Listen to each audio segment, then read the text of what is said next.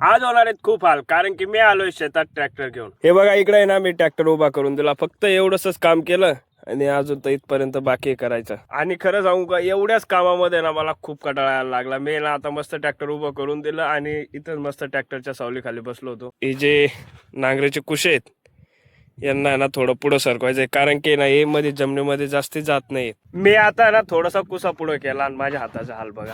हे बघा कसे होऊन गेले.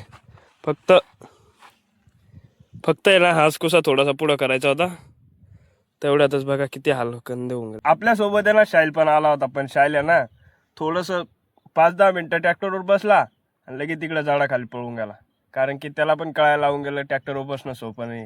मित्रांनो, आताची जी लाईफ आहे ना ही आपल्याला कोणत्या बी हालमध्ये बदलायची. जीव बी जर गेला ना तरी चालेल, पण ही लाईफ बदलवल्याच पाहिजे. तुम्ही बघताय ना, सपोर्ट करा, व्हिडिओ लाईक करत जा, चॅनल सबस्क्राईब करून घ्या. जे आपले पहिले 100 सबस्क्रायबर राहतील ना त्यांना ना कधीच नाही सांग, खरंच सांग. हे सबस्क्रायबर आहे ना मी कुठंतरी लिहून देईल. जेव्हा माझी लाईफ बद्दल ना तेव्हा मी यांचं नाव करावं सबस्क्राईब. आपण ना सोबतच लाईफ देईल.